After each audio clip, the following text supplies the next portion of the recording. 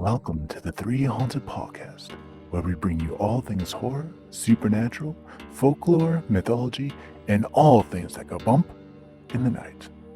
Hey guys, this is your co-host Ashley Lunar Goddess, Gorilla Girl filmmaker and horror-loving cinephile.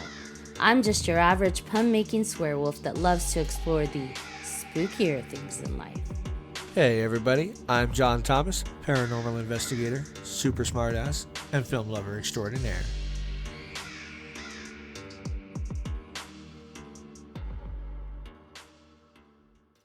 What's up, ghouls, gals, and all of our cryptid-loving pals? That's right, we're back for part 2. What took us so long? I blame John. Hey. Just kidding. All right, cryptipals, grab a snack, sit back, and get ready for the crazy. But first, a word from our network sponsor. Are you looking for more awesome podcasts? Head on over to withoutyourhead.com for access to the Without Your Head podcast network, where you'll find a variety of podcasts sure to keep you entertained and coming back for more. Fuck, we got a whammy. We got a whammy. You're crazy. You're a whammy, John. You betcha. All right. Wow. All right, bring us back. This really is going to be crazy. It really is. Hi everybody, I'm Johnny Knoxville. Welcome to Jackass. Woo! Wait, wrong show. Shit. And who else do we have with us today, Jonathan? We got a smorgasbord of people. Wow, that was a weird word. We've got... Are we going to eat them? That was a mouthful. That's what she That's said. what she said. Oh, Michael Scott in the house. We've got Bodhi back. We've got Lila back. And What ladies up? and gentlemen, children of all ages, we have a surprise. Who is this mofo? Guys, you know who we have back today? It's the ultimate, the rowdy, none other than the K-Daddy. What's up? It's been so long. Hey, We I- missed you, That Kevin. was such an underwhelming Hi, intro. I'm Like Jay. Ashley really built you up, and you just it was on the floor. The bar's on the floor. The last time I was on the show, I did the voice, and Ashley just hated the voice. So. That's not Oh. true. I just said you sounded kind of like a creep in a white van. So If the shoe fits.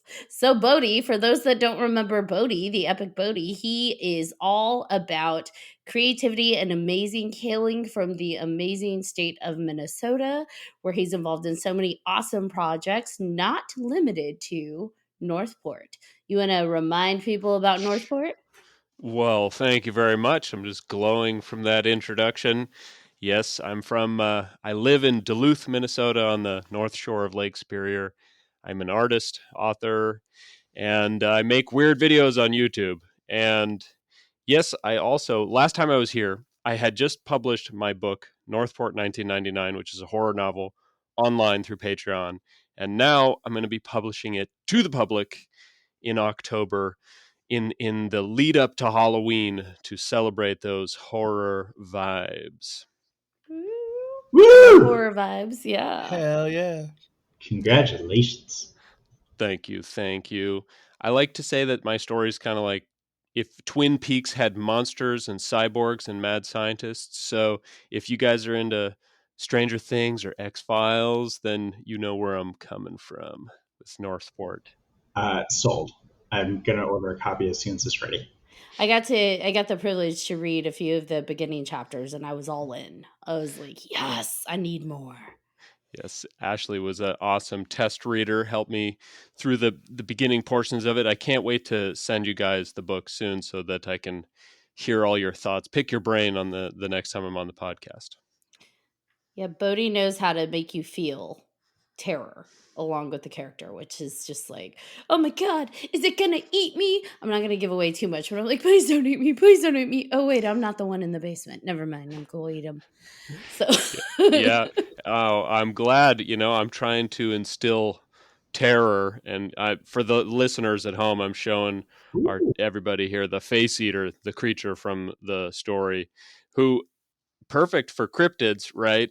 I'm here. I'm on a fact-finding mission for my writing. I'm going to mine you horror aficionados, your brains. I'm going to learn everything I can about cryptids and see how I can employ it in my writing. So I have an agenda.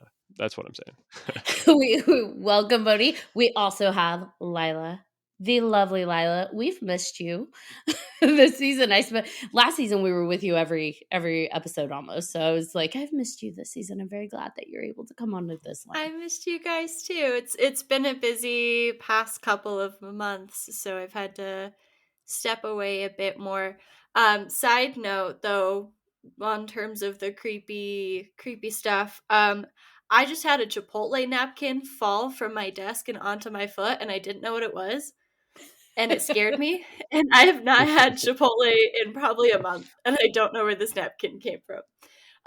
But I felt something brush against my foot as Bodhi was speaking, and I got a little spooked. Oh, do. So that's where I'm at It mentally. came from Qdoba. But no, I missed you guys, so I'm happy to be back. Yay! What a wonderful team. What an awesome lineup for tonight. I'm very excited. So now the question is, who goes first? Who wants to give us the first cryptid? Is it like spin the bottle? Do we just like, what do we do? Well, you're the blood baroness. You gotta be a baroness and get in All right. charge. All right, Tell us what's K-Daddy. Give us the first one, K-Daddy. Oh, God. So the cryptid that I absolutely love is the Slender Man. And like, I remember first coming across that back in, I believe it was like 2006, 2007, when there was a video game that came out. And it was just an online game, super low quality. And I don't know, I fell in love with that story, and I fell in love with who the Slender Man was. And then hearing the folklore starting to grow around that. And then, unfortunately, there was that incident in Wisconsin where the two girls ended up committing that murder in the name of the Slender Man, and which is terrible and so sad. But I do like the fact that folklore is still alive, and we're still creating cryptids to this day, and it's not just an old-timey way of life. Yeah, like the Siren Head that made me think of the Siren Head and Slender Man. How kids are coming up with new memes and stuff, and how cryptids have become proliferated through the internet in a different way than just mythology. It's very strange. I do find it very interesting, like bringing Slenderman into this conversation, because I do remember that we addressed this in a different episode, and forgive me, I don't remember which one. But like, to me, like, I think of cryptids as like these like big hairy monsters or scaly monsters, and kind of like on that line. But something humanoid like Slenderman does also technically count as a cryptid. Yeah, I mean, it's not quite human, so it's not. Other cryptids are not quite one animal or the other. There's something unknown, and yeah, back to the way that Slender Man affected culture and like the copycat, crimes. I wonder if that's ever happened with any other cryptids, or if that's a first. Right? Like, I'm going to go kill somebody in the name of Maybe. Bigfoot. Yeah.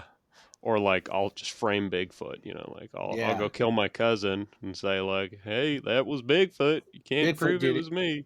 I do think that a lot of like cryptids or just urban legends as a whole are a way to explain things that have happened in our world. So like, a lot of the killings of like livestock and everything could be attributed towards like werewolves or trying to think of the other names. Chupacabra.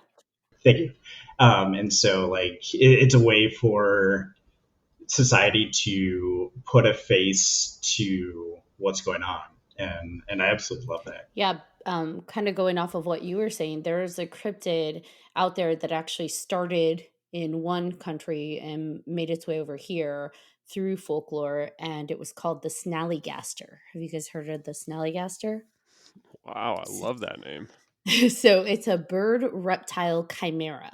And it originated in actually superstition in Germany, but the immigrants brought it over with them. And the Snallygaster, to me, when I look at like renditions of it, it almost looks kind of Aztec to me. So it's interesting how we visually have similarities, right, across like folklore, mythological creatures. But it made its way over to become prominent in Maryland, and eventually kind of spread out to central Maryland and Washington, D.C. area.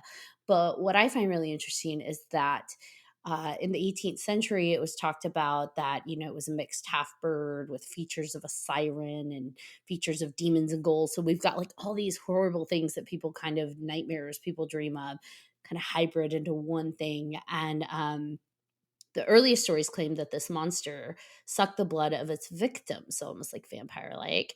To Kevin's point, maybe something else was going on, and they're attributing it to the what is it? I always say it wrong. The Snallygaster, and I want to call it the Sallygaster. It's a Snallygaster.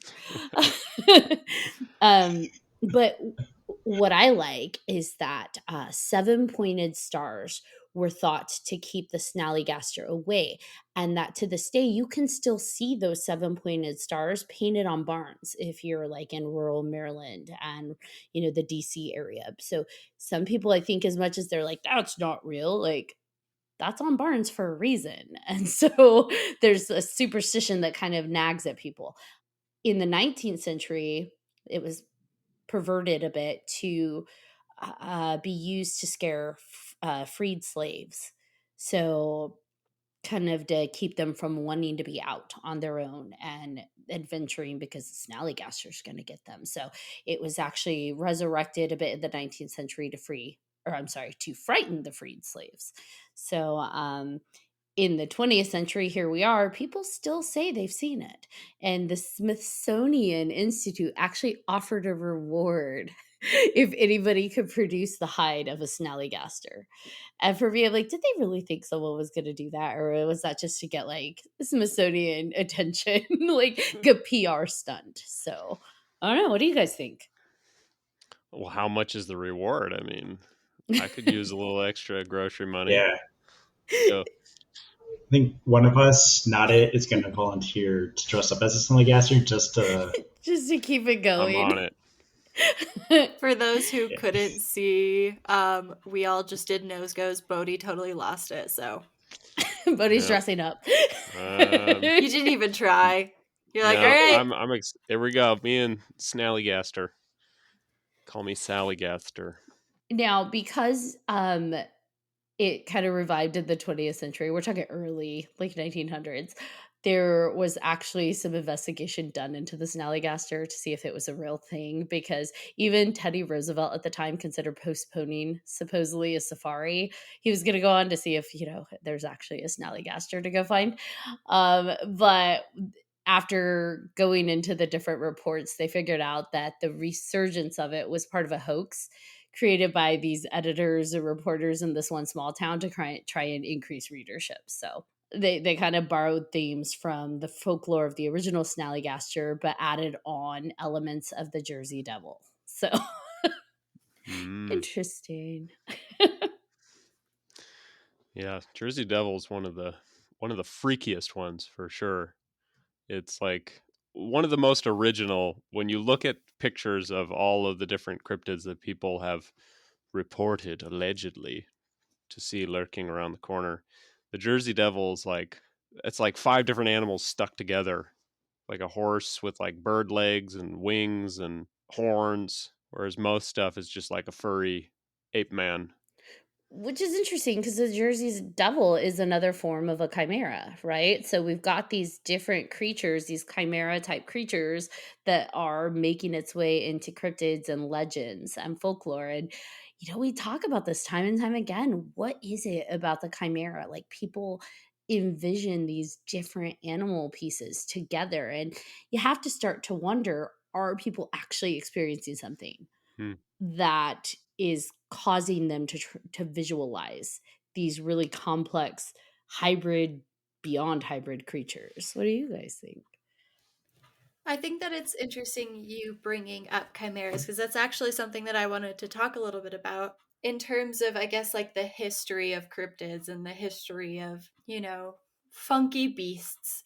So like chimeras, originating Greek mythology, they're lions with what, a goat's head. There's some snake in there, but it can breathe fire, so it has all of these like crazy powers.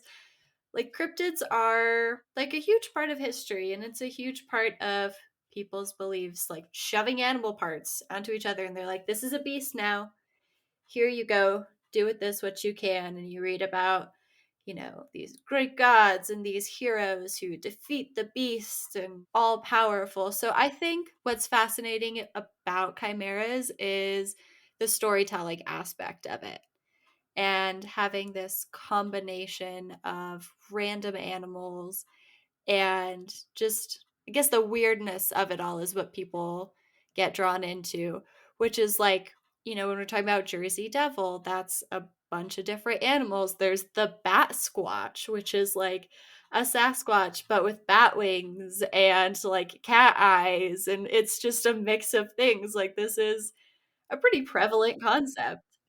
Where's the bat squatch located? Like, Mount St. Helens. Oh. Yeah. So the first sighting of bat squatch was in Mount St. Helens in the 1980s, and it was described as an animal with yellow eyes, dark blue fur, and then bat-like wings. And it was about 9 feet tall. So it looks like a Sasquatch, but with big, big wings and very tall. and cat eyes. It's got an upgrade. Yeah. It got an upgrade. Sasquatch Part 2. Yeah. People evolve. Why not Sasquatch? There you go. Why not? But there's like another example of having this different mix of animals, and it sounds wild and it's intriguing. Ashley, your question is, where was this found? So it drew you in. You had more questions about it, and I think that's what's fascinating about these different species or mixes of cryptids. Yeah. Speaking of a mix, there's like I talked about last time, there's Pressy, which is our version of the Loch Ness monster here on Lake Superior, and the artistic renderings, which I'm sure are extremely accurate, they're very terrifying. It looks like a humpback whale mixed with like a T-Rex head, sort of like kind of like horse-like elongated head with sharp teeth just on the end of a whale, which I don't know. I mean, the new fear unlocked, right? You're out on the water and 75-foot long horse-headed whale with sharp teeth. And the thing about this one, it actually kind of makes the most sense. It's the most plausible of the cryptids in my mind, because Lake Superior is the largest freshwater lake in the world by surface area and the third largest by volume. So 10% of the world's freshwater in one place. In some places, it's 350 miles long. Maximum depth is over 1,700 feet. So if you imagine, like, where might things lurk in the depths of the frigid water, we're not looking, we're not going out there scuba diving for fun. So all I'm saying is, don't go out on the water. I'm staying on land. And also, not to speculate, but Superior has one of the largest shipwrecks sites and ship graveyards of all lakes. So absolutely, the SS Edmund Fitzgerald, 1975, and so who knows? Maybe that big ship breaking in two on Lake Superior, maybe it wasn't a storm, maybe, and the bodies cover up. were never found. 29 crew members all missing to this day. Ooh, do. Do you think they were eaten, or like the likely the likely answer, if you were to ask a skeptic, which we are not, of course, we're not totally, today? I mean, I'm sure they are pressy turds by now. Sorry No. to be so disrespectful to the dead. Goodness. But the likely answer is that because it's so cold, like bacteria doesn't decay the bodies, so they're actually probably just still there, just fully formed, like perfectly preserved people at the bottom, unless they've been eaten by like sturgeon or lampreys, which have been known to be in Lake Superior. But maybe they are in the belly of the beast, so to speak. In the belly of the beast.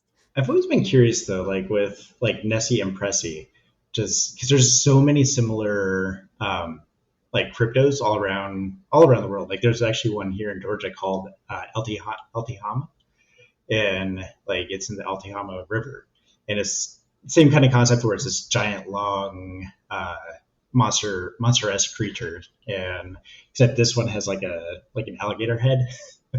And so, but it's always fascinating just how there's always these like similar elements that just pop up in all the different regions and parts of the world. Yeah, there's a conspiracy afoot, it would seem. Jeez. I have a swamp monster of my own here. That sounds bad. Let me rephrase that. I have a story about a swamp monster. Yeah. Okay, here we go. That's better.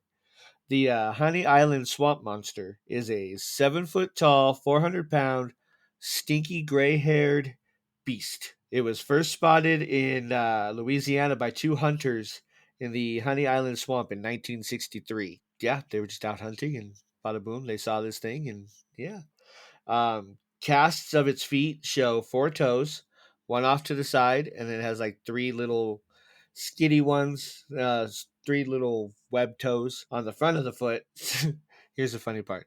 Some say the monster is a product of mating between escaped circus chimpanzees and alligators. That's like the best explanation I've heard. Right. I just thought that was hilarious. I'm like, that's got to come on here. So makes sense. Monkeys and alligators, like, yeah. They got lonely. Yeah, Ashley. What was the name of the one that we called the cocaine crocodile? I can't remember. I was trying to look that up just now because I cannot remember for the life of me. I'm literally Googling it right now because I'm like, what the hell is it? My Google search history has to be really amusing. Oh, if anyone ever tracked my computer, because I'm like, toothless crocodile snorts victims. Cryptid. What? Like, I don't remember. We just called it the cocaine crocodile, but now I cannot remember. I can't remember that. Yeah. I sent it to Kevin. He may still have it in our text. Might have this. Yeah. Because I was like, Kevin, you gotta hear about this cryptid. Yes, that thing was funny. Google, show me results for cocaine crocodile. You did that really well. That was a little perfect. scary, Lila. Thank you. I was like, this is either going to go so well or it's going to be terrible. See, I don't want to put cocaine crocodile in my search because I don't even know what that's going to bring up. So, fuck it, I'll do it. Do it. No. Only one way to find out. Do it. I got you. To be a tribute. Did you find it, Kevin? Dungaven Hooter? Yes. Bless you. That's it. It's the Dungaven Hooter. What'd you call me? Wow. Let's see.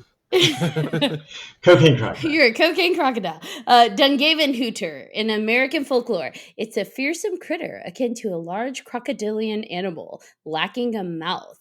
So it has to consume its prey by pulverizing its victims into a fine powder and then snorting them through a set of large nostrils. So now you know why we call it the cocaine crocodile. Wow. Yes. I love that it specifies large nostrils. It's not like regular size nostrils. And powder, too. That takes some serious skill to turn any living being. There's like a martyr and pestle thing going on here. It says the Dungaven Hooter catches its prey by surprise, pounding them into vapor with its tail and inhaling them through its nose. It's literally a cocaine crocodile. Yes. Wow. Is this from Florida? Supposedly it's a ghost legend from the Canadian province of New Brunswick, but it's an American folklore. So I'm not sure how that... I mean, we're neighbors, so somehow it crossed over. Man, that one gets a creativity star. That's the kind of picture that your parents just hang up on the fridge. Like, good job. You did it. Good job on that one. But like Kevin said, we're in an age where like cryptids don't stop. The new ones are being created. And it's just funny to see like what exactly is out there. Yeah. It's a crazy world. I mean, we're full of all different types of weird and creepy creatures. A few of them, I'm looking at a few of them right now. I would flip you off, but I'm being kind today. I'm choosing violence, but I know my limits. You're letting the intrusive thoughts win. Ashley, question. Because you just said that, coming up and creating cryptids, does it count as technically like, hang on, let me restart the sentence. Would it technically be a cryptid if it was something that was just made up and there has not been a sighting of it? So typically with the like animals or beasts or whatever you want to call them that we're talking about, there have been sightings, there have been reports, there's been claims, evidence, whatever you want to call it. So what would the difference be then between a cryptid versus just storytelling? So here's the deal. Me choosing the word created is me being a judgy asshole. Because when it comes to a lot of these cryptids, like all of them, I feel like people are talking about this is what I saw or some kind of sighting as to where it's coming from in these different folklore origins. I'm just having in my own head a hard time believing people are actually seeing this thing pulverize its victim and then snort it through its nostrils. So could it be that that's a thing out there? Maybe. But for me, that's just me putting my own judgment value on it and saying, really, did you really see that? Because some of these do feel like quite a stretch. Um, again, I will agree, maybe cocaine crocodile. yeah, so that's just me being judgy. If I saw that, I'm going the opposite direction. I'm out of there. I'm not telling a single soul, because what if that sucker comes after me? I'll die with that.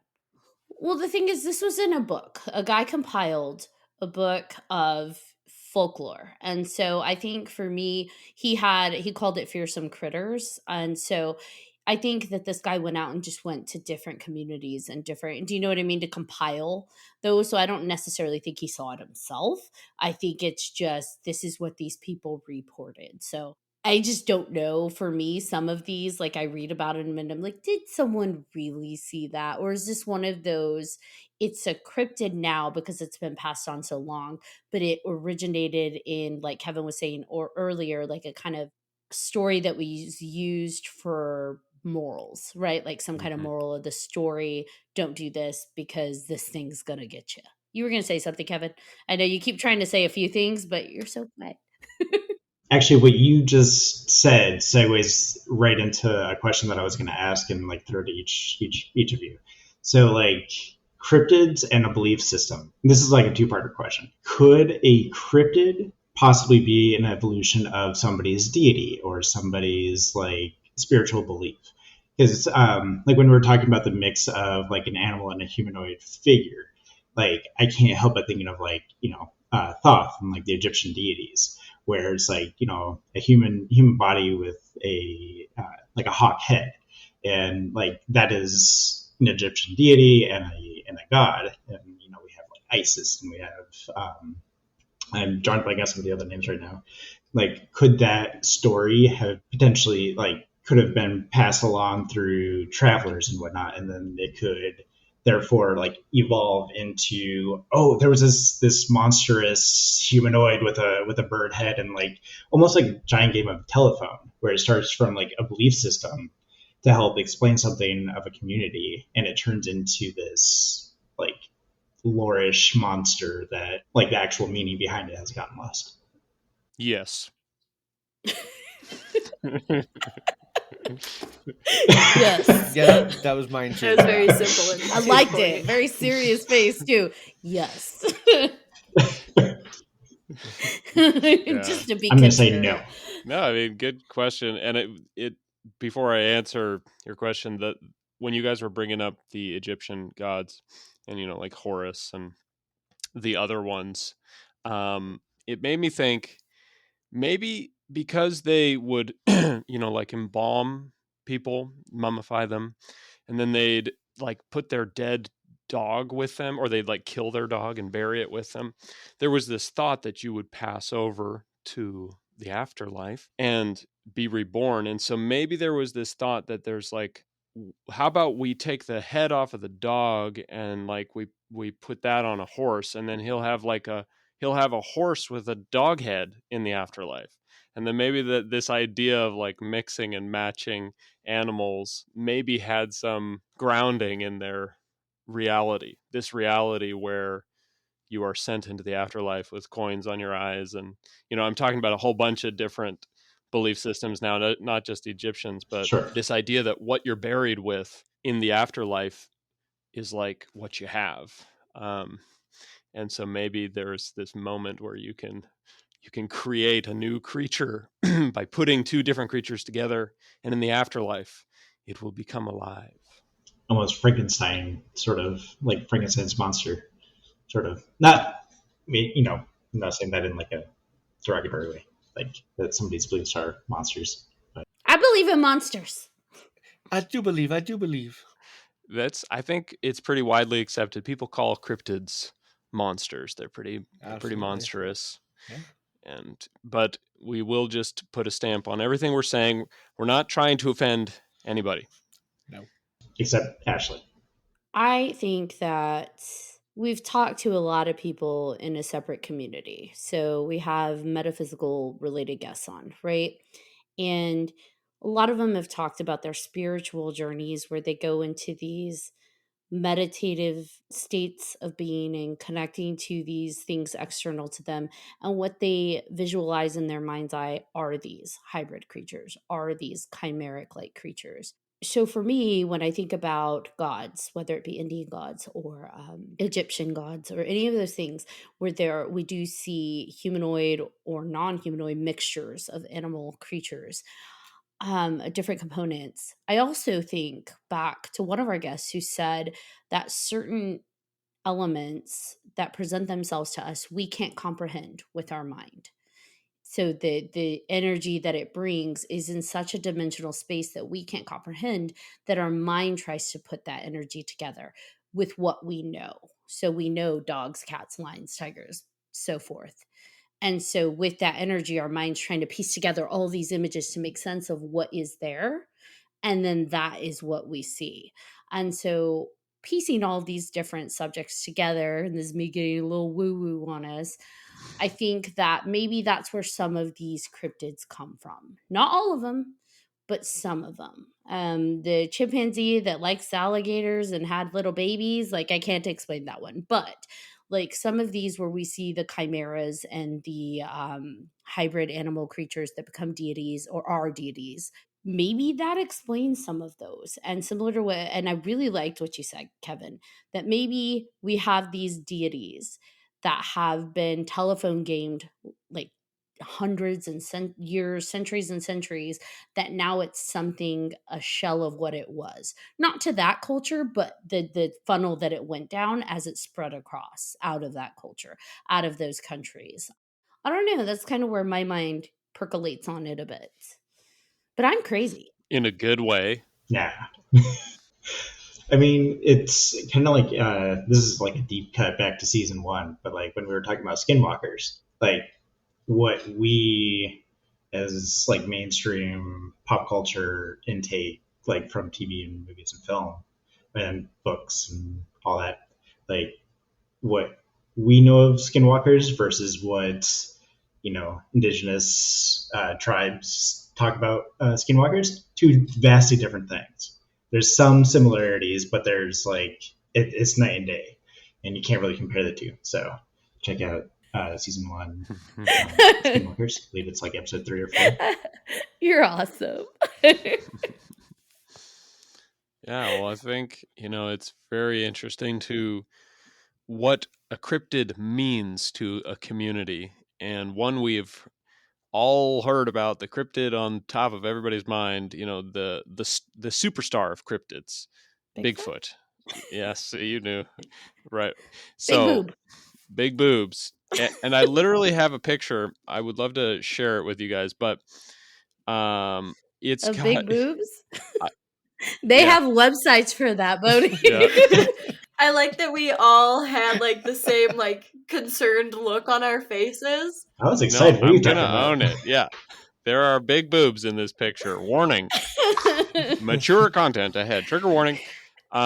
It is it's like a model of the the classic walking Bigfoot kind of peering back at you like, hey, what's up? But it's got big bosom. Yes. Furry Bosom. tatas. So it's a female Bigfoot. Sweet. It is. And so this brings me around to the meaning that cultures give to Bigfoot. And here in Minnesota, not only do we have Pressy in Lake Superior, we have Reamer, Minnesota, which is now called the home of Bigfoot. And they have a convention like every year. And they have the Minnesota Bigfoot Research Team. Yes, so Reamer, Minnesota, it is the home of Bigfoot and big boobs as well. It's a big body, big feet. You know what they say: if you got big feet, you got big old tatas. Something. Yes, and so that was 2017 when it was named the home of Bigfoot.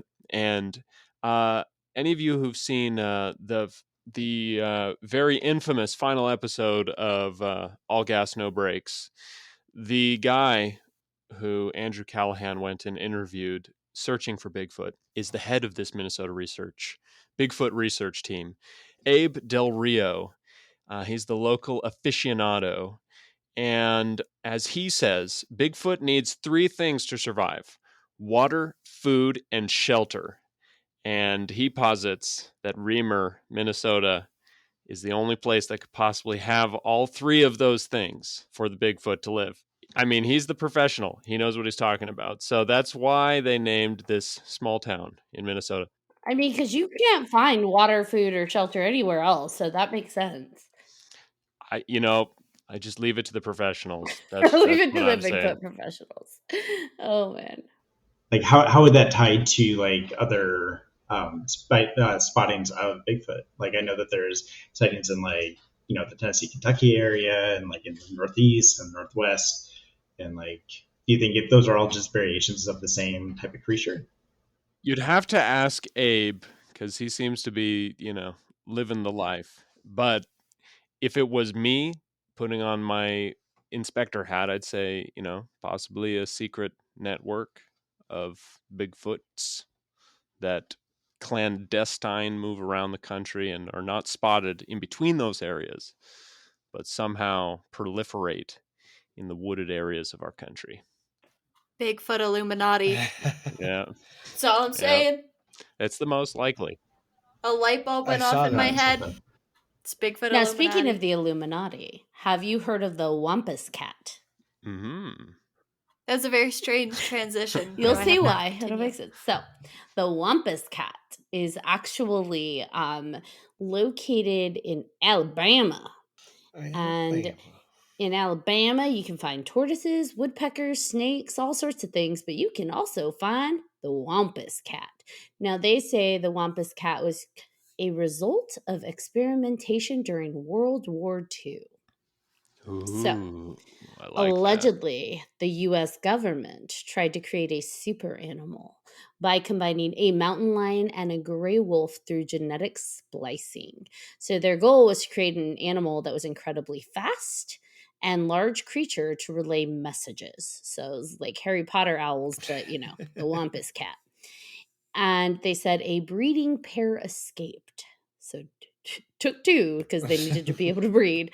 A breeding pair escaped, and their descendants, known as Wampus Cats, still haunt the area. I don't even know why you would say haunt if they're still alive, but they still are living in the area around, I don't know how to say that, Chiaja Mountain in the Talladega National Forest. So it says, before you dismiss this as simple imaginary creatures, keep in mind that the okapi, the Komodo dragon, and the platypus were also dismissed as fake creatures. So, something to remember next time you walk through the woods. I love it. Yeah.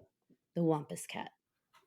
I like the comparison to the okapi, the platypus, because I remember that we brought those up in the last one about these like mix of animals. And gene splicing is a thing. People are able to do so, and that's, a not common scientific practice, but it is something that like people are capable of doing. So what is stopping them from doing that with animals and creating these new hybrid species? And we know back then the government was doing a lot of experimentation on all sorts of things. So why not Right. animals?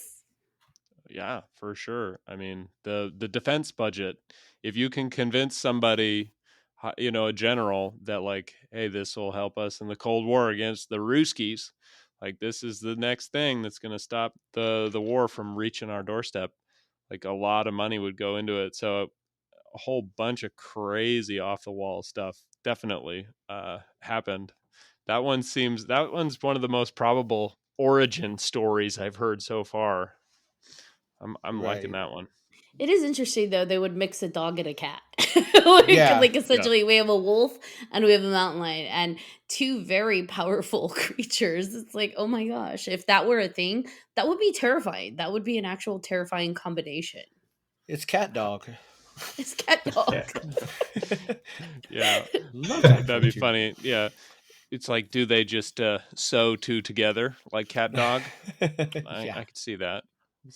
How's it supposed to deliver messages? You said that was part of it. I think you'd have to probably be part of the Wampus cat experiment to know what they were planning to do. But Tie a note to their leg or something, like, I don't know, like a bird.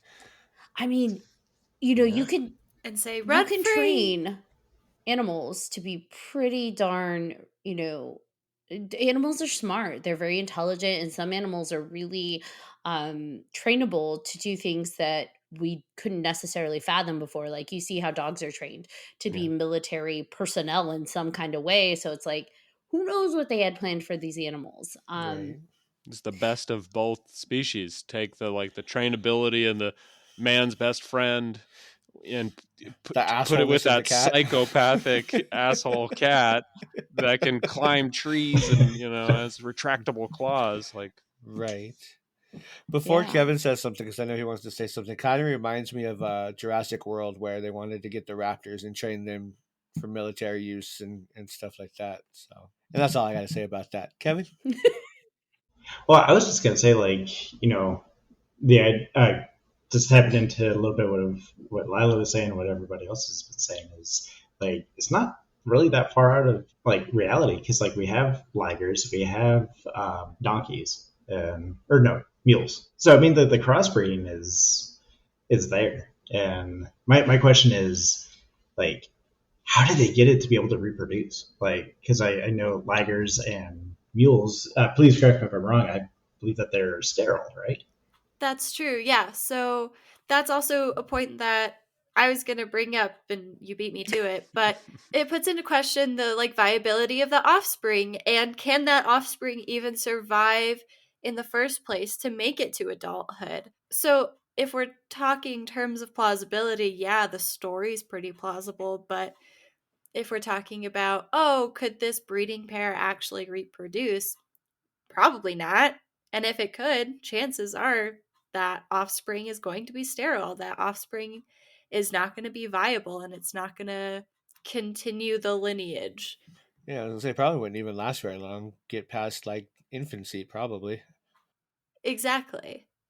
compared to like a $16 million fighter jet or whatever, if you're gonna hire some people to mate a cat with a dog, and you got to do that every time you need a new cat dog. We need a good name for Wampus cat.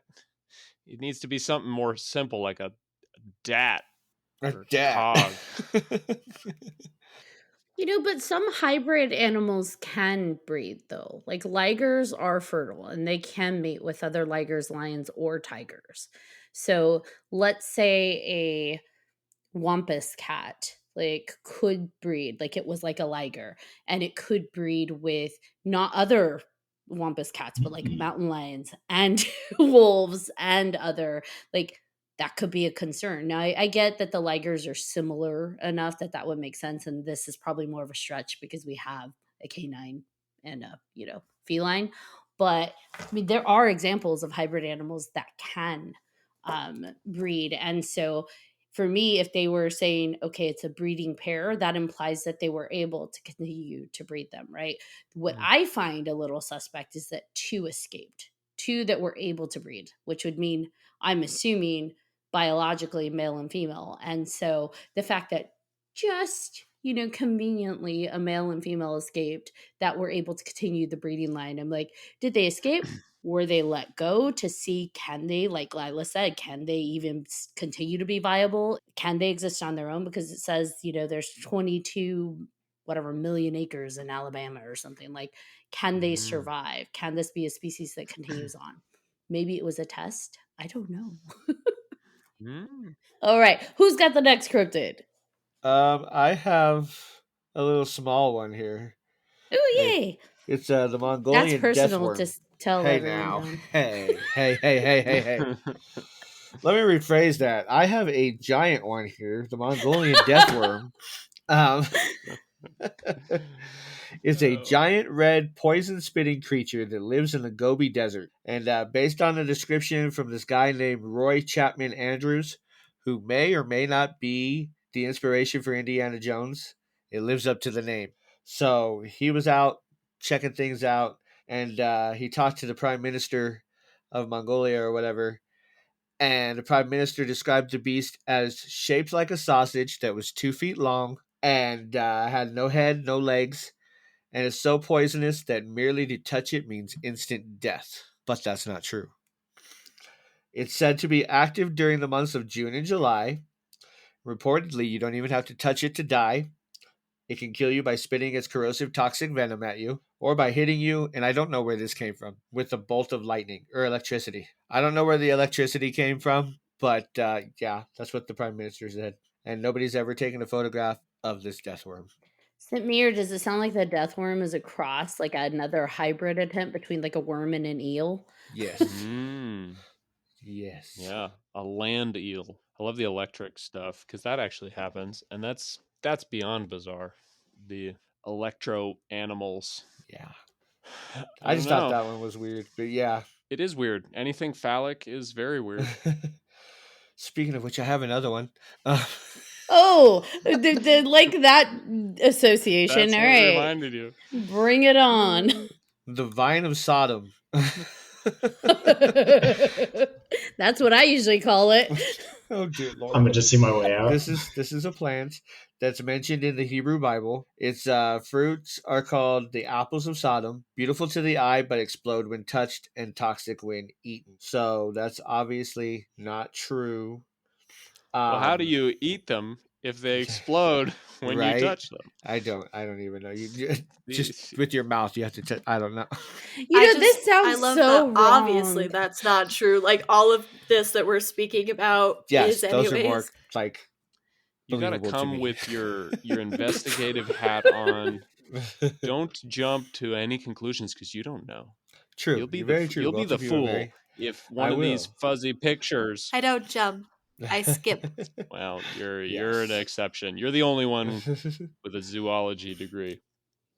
You guys, you are killing me here. I'm dying. all I heard was it explodes when you touch it. And John's like, you just put it in your mouth. And then Bodhi's like, you gotta come with. And it's like, oh my God, what are you guys doing? We broke Ashley. Wrong time, I'm wrong words. so red here. I'm gonna put myself in timeout now. To the listener who kind of zoned out while driving and just caught every other word. Right? Yeah, exactly. It's not what you think. This is chaos. So the most probable explanation for this thing is that it is and I'm going to jack this name up, the Calotropis procera, which grows from Jordan to southern Egypt. Its fruits are beautiful to the eye but bitter to taste. So that's that. But the whole exploding fruit thing was kind of funny. And since, we were talking about phallic things, and I just had to, unfortunately, bring that up again. So, yeah. He just had to get me all laughing like a little kid again. Yes. Oh, I am so juvenile at times. And Lila just shakes her head like these fucking kids, I swear to God. And she's the youngest one. I love it. I feel like that says something. I'm Ooh. very immature and I own it. Bite You're me. gonna be so brutalized by life that the next 20 years, by the time you get to our age, you're gonna be like, ah, I get it. I so get it. I say that with love. You're gonna have a beautiful life, but life can be shit sometimes. Got to enjoy the dick jokes while you can. Hell yes. And he said jokes, not just dick. You're not supposed to say that to your daughter. I was saying that in general, not to just her.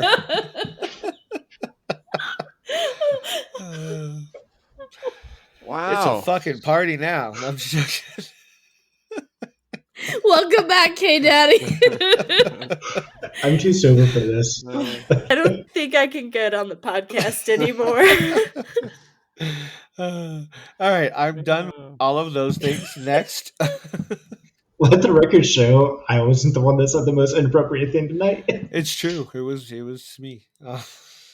You guys, this is all fun. Yes. So, speaking of the sea monsters and phallic icons, have you guys heard of the legend of the Tennessee Terror? Mm-mm. Ooh, rings a bell. No, tell me more. Okay, so in 1822, a sea serpent apparently rose to the surface in the Tennessee River as the farmer was fishing. The serpent was so terrifying that the farmer died soon after from fear alone. So, probably long enough to tell about it, but then, he died. In about 1827, so that's 5 years later, another fisherman was fishing on the river and was almost like capsized from his canoe by a bluish yellow creature built like a giant snake. So over the years, the legend has grown, and the Tennessee Terror became a giant 500-pound catfish, affectionately named Catzilla. Wow. So it went from a sea serpent, and this is where the telephone game comes, right? We had two fishermen that are like, oh my God, this happened to me. I saw this big snake, and oh my goodness. To now, over years, people have had fun with it, telephoned the hell out of it, telephone gamed it, and now it's a 500-pound catfish called Catzilla. So interesting. Yeah. I do love that it was affectionately named Catzilla. Like, people are like, "Aw, this is the best. Catzilla, love Why her." not Fishzilla though? Catzilla just throws me off. Because It's it's a a 500-pound catfish. Okay, Catfishzilla. So it says, while catfish of this size do exist, none have been formally recorded in Tennessee. So the concept that there is a 500-pound catzilla in the Tennessee River, probably not a thing. But they forget the origins was actually a big sea monster some fishermen were terrified of. So, Well, as soon as you think you know what it is, then it becomes less scary. It's sort of the cryptids are all they're all hype and mystery, but that makes me think of the behemoth grouper, which is a gigantic fish the size of a cow, can weigh up to like 800 pounds, and it can live for I think 100 years or 80 years or something like that. A long, long time. So I don't know if the grouper is in Florida, so I don't know Tennessee how that. why is everything crazy in Florida? I know. The skunk man, the skunk ape that he's in Florida. Yeah. All those Probably the snorting cocaine crocodile lives there too. things. Probably. Mhm. Went there to retire. The behemoth grouper or the Goliath grouper. I think that's probably what it is. Either way, I would not like to run into that thing. Just saying. Oh my God, that thing is huge. That's what she Yeah. said. He was waiting for that. Yeah, you gave him that one. Yes, so the Goliath grouper. I'm pretty sure it's the second one, right? Yeah. Yeah. Kevin's looking it up. Yeah. Oh my God. I heard a story about a guy deep sea diving, and when they were living in a submersible that has an open bottom, and you would swim down into the water to go to the restroom at night with a snorkel mask on in this other little habitat where your head is in the air but your body is out in the water, and terrifying at night going to the bathroom. Freaky, weird, just a weird experience, I'm sure. But the fact that all the fish come up while he's going to the bathroom, and when he comes out with his flashlight and he sees like a dinner plate size eye in his face, and how terrifying that must be. I mean, it just tingles every nerve in my body, the fear of the deep water and like a fish that could eat you whole. But the Goliath grouper is a nice, curious fish. You know, it wants to hang out with you and check you out, but it fortunately doesn't want to eat you. Good thing he didn't have pants on already, because he probably would have shit him. Right. Good thing he just did that. Not to, you know, if you got to go to the bathroom and you live underwater, You do what you gotta do. you do what you got to do. I have one that might be plausible, that Lila might, appreciate. So there's a cryptid in the Appalachia that is called the knot deer. I just saw that one.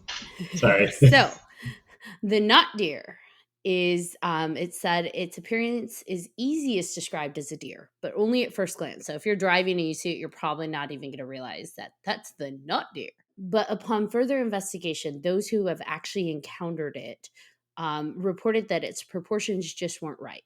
Sometimes described as mostly joints or moose-like, and sometimes downright disproportionate.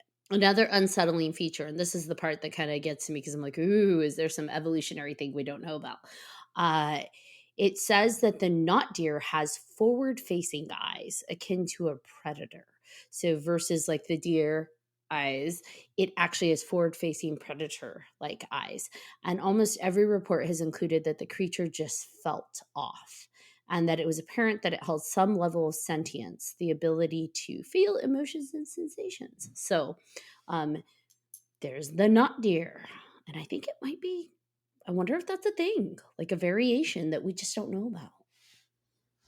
Yeah. I'm looking it up right now. Is it just spelled like not like the word? Not N-O-T? dash deer, yeah. So like not a deer, but not deer. Creative. I Googled it. The first thing that came up, not deer or a deer. I mean, I wonder if there's just a whole species we don't know about, or like subspecies that's out there that's kind of become more predator style. I would buy that. I would buy that. So I'm like looking into it, and the thing that's throwing me off is the like concept of the forward facing eyes. That's pretty Mhm. spooky. If I saw a deer looking at me head I on, forgot. I would be very confused. Yeah, they're so innocent with their eyes on each side of their face. They they look like they're kind of at a disadvantage every time they look at you, and they're trying to size you up and figure out, turning their head over and over again, figure out how far away you are. That would be interesting to have a scary deer. I mean, bucks can be scary, but I live in a place here in Duluth where I just see deer every day, even in the neighborhood, walking around, and they're just darling little creatures eating apples from apple trees, cautiously crossing the road. Just be careful. One of them might be a knot deer and it's going to get you. Yep. Got to watch out for those forward-facing eyeballs. Well, I got the moa moa, a turtle-like sea creature supposedly inhabiting the area of the Great Barrier Reef. Kind of looks like a Pokemon, frankly, in these artist renderings, which doesn't do a lot for the credibility. But I would say it's kind of like a dinosaur turtle, extended neck, sharp teeth. Gonna want to stay away from this guy. 5 feet in height, 8 feet in width. Wow. Whoa. Dome-shaped back with like a turtle shell, huge fishtail, and many other similar accounts come back from James Cook in the 1770s. Yeah, so anywhere you go, somebody's going to tell you some stories about that one creature. Moha moha. It's funny because it really does look like a Pokemon. I found the picture. Yeah, I mean, it's kind of got, it almost looks like it has claws on each. It's kind of got hands instead of like fins. There's something scarier about digits with claws on the end. I mean, it looks like a turtle with a whale tail. Mhm. And I don't even know what that is. Like a Nessie head. Yep. You got your stock Nessie head, you got a carp tail, you got some creepy claws. Throw that on a turtle. Boom. Put that on a turtle. I mean, the turtles have those though, so I mean, it just looks like extended turtle arms. So, do you think that with the moha moha, Because it says there are 9 sightings of that in the same year. Do you think that was one of those they actually had sightings of it, or because it's inhabiting the Great Barrier Reef, maybe that was a creature kind of used to keep people away from the Great Barrier Reef, like away from fishing, swimming, all of that stuff? A cautionary tale. Do you think they even were aware of it? Yeah. Well, I mean, that's yeah, I mean, that makes sense. On the pirate maps of old, here be monsters, and they would always put monsters in certain areas. Maybe that's where they would hide their treasure, or maybe they were ecology minded. Maybe they wanted to keep the barrier reef pristine. Good question. I mean, certainly a lot of people put a lot of stock into these stories, and back in the day, it could be very useful to have a monster.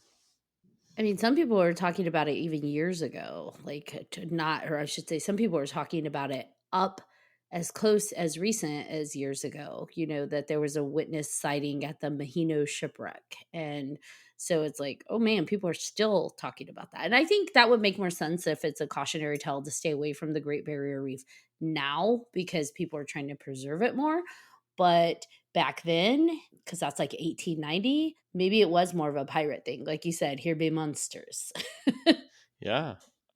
Okay, so we'll wrap this evening up with one last question for everybody. Out of all of the cryptids we talked about tonight, which one was your favorite? He just giggles. He likes the dick of a plant. Yeah. It's definitely the poisonous 2-foot schlongworm. Yeah. Mine was the cocaine crocodile, just for the alliteration of the name. Same. Right. Cocaine crocodile. Yeah. Dungaven hooter. Yes, that one wins Yep. every time. All right. So we have the Dungaven hooter for Lila. What about you, Bodhi? What was the snazzy worm? Snallygaster. There we go. God, Oh, wait, I love was that. it the worm or the snallygaster? The snallygaster. Okay, the chimera. Yeah.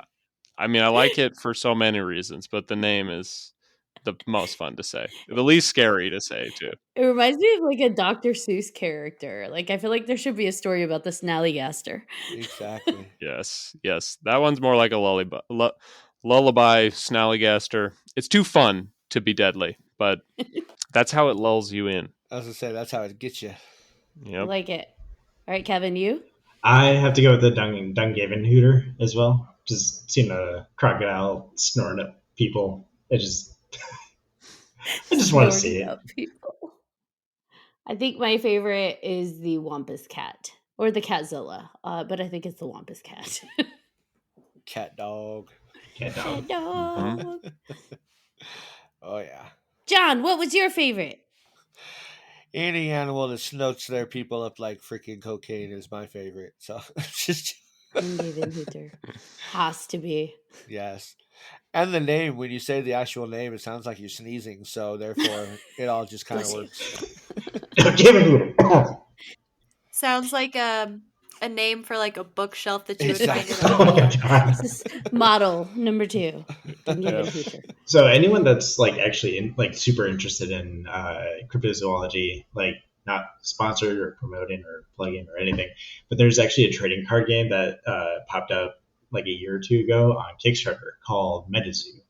And it's, think of like the old school Pokemon trading card game or Magic, and like where it's physical cards that are dedicated to a specific creature and has like stats and all that. But it's completely based off of cryptozoology worldwide, and it's really cool. And like, and there's some that are based completely factual, like the sewer alligators in New York to Bigfoot to the Jersey Devil, and like there's everything. And it's really cool, and the cards are beautiful. Like the artwork that's on it is just fantastic. So definitely worth checking out. And do you battle? You can, yeah. As far as I know, that you can like fight just like old school Pokemon, where but it's crypto monsters going up against other creatures. So I'll see your Wampus cat against your Dungaven hooter. My Dungaven hooter will snort up. Got Snort your cat whop his solo. cat up. Cocaine crack, you snort. It was super effective. Yeah. Super effective attack. Wouldn't it have to use pound first and then snort? So pound is the attack, and the snort is the super effective charge. Okay, move. there you go. That makes So- sense. Wow. Thank you, Ashley. Thank you. Good I to got you. clarify. All right. Well, awesome. Bodhi, Kevin, Lila, anyone have anything they would like to promote? Well, hey, if you want to read more about scary monsters eating people, and you want to learn about mad scientists and how they might be involved in said scary monsters coming about, check out my novel, Northport 1999. Right now, it's just on Patreon, which is patreon.com/Bodhi the Movie Maker. But like I said, I'll be publishing it to the world in October. And 3 of you lucky listeners will be getting the book for free. Yay! Just don't forget to answer those X-Files questions.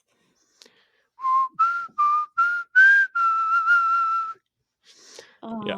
now that's going to be in my head. Yeah, What I about you, have to love go the Kevin? back and watch nostalgia. it. Yes. All right, John Thomas, bring us home, Jonathan.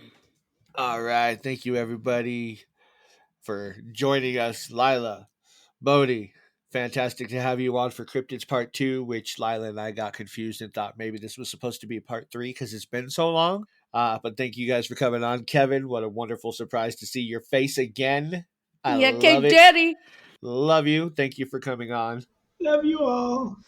Thank you, guys. It was a blast. Thank you to all of our listeners for listening to this episode of 300 Podcast with your host. I'm John Thomas. I am Ashley Lunar Goddess. Come on, Kevin, do it. Do it, Kevin. And I'm Kevin K. Daddy. There it is. Yeah. If you have any questions, comments, or concerns, because we're all a little mad here, please email us at 300podcast@gmail.com. And if you haven't done so already, please like, follow, subscribe to all of our social media. You definitely don't want to miss one crazy fucking moment. Until next time.